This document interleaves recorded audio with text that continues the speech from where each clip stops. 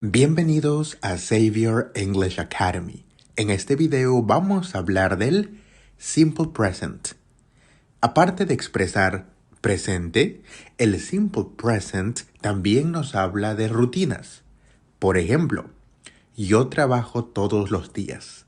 Esta oración en inglés es I work every day. Otro ejemplo, ella trabaja todos los días. She works every day. Hay una diferencia entre estas dos oraciones. Te doy una pista. El verbo. ¿Ya lo viste? El verbo en mi segunda oración tiene una S. En ambos ejemplos estamos usando el verbo work. Pero en mi segunda oración a este verbo se le agregó la S. La pregunta es ¿por qué? Es porque en inglés, cuando hablamos del simple present, hay una regla. Veamos entonces de qué trata esta regla. Pero antes de eso, vamos a ver a mi estructura que me ayudará a formar oraciones en el simple present. Mi estructura me dice lo siguiente. Necesito un sujeto, después necesito el verbo, y aquí vemos en un cuadro una S. ¿Qué significa esto? Significa que el verbo a veces va a necesitar una S, justo en el ejemplo que íbamos viendo anteriormente. Después tengo mi complemento. Y el complemento, como sabemos, es información extra. La pregunta aquí es la siguiente. ¿Cuándo agrego S al verbo? Y cuando no agrego S al verbo. La regla nos dice lo siguiente. Vamos a agregar S al verbo cuando estamos hablando de he, she o it.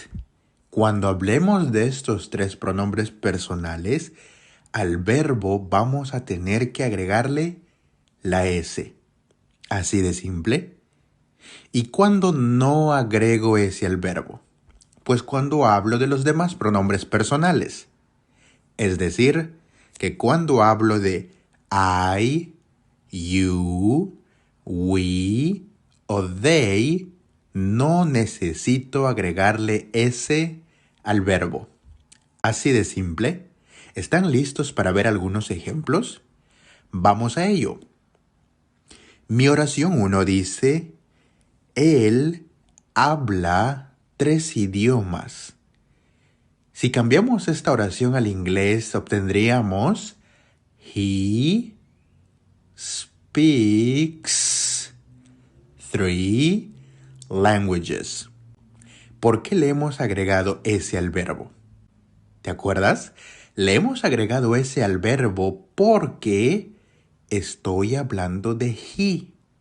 Y mi regla me decía que si hablas de he, de she o de it, tienes que agregarle S al verbo. Es por eso que aquí es speaks. He speaks 3 languages. Veamos un ejemplo más. Yo tomo agua todos los días. Esta oración en inglés, ¿cómo se diría? I drink water every day.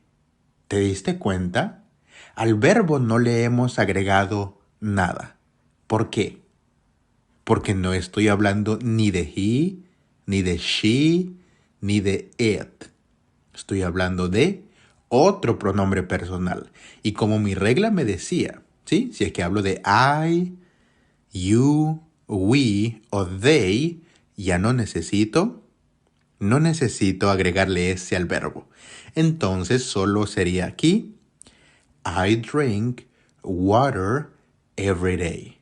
Muy bien, vamos a ver un último ejemplo. Y en este caso, tú vas a resolverlo. La oración es la siguiente. María duerme con su gato. ¿Cómo cambias esta oración al inglés? Si tu oración fue María sleeps with her cat. Excelente. Ahora, ¿por qué se le agregó la S aquí? Te estarás preguntando. Yo no veo aquí ningún he, ningún she, ningún it. Pues la verdad es que sí hay un she aquí. Es solo que no lo ves.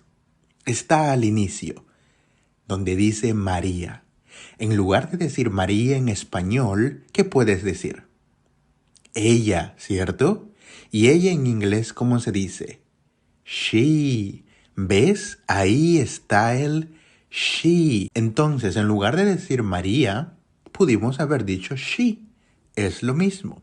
Pero el punto aquí es que si hablo de ella o she en inglés, mi verbo tiene que tener una S. Es por eso que es sleeps. María sleeps with her cat. Y es así como puedes formar oraciones en el simple present. Si te gustó este video, dale like, comparte y nos vemos en el próximo video.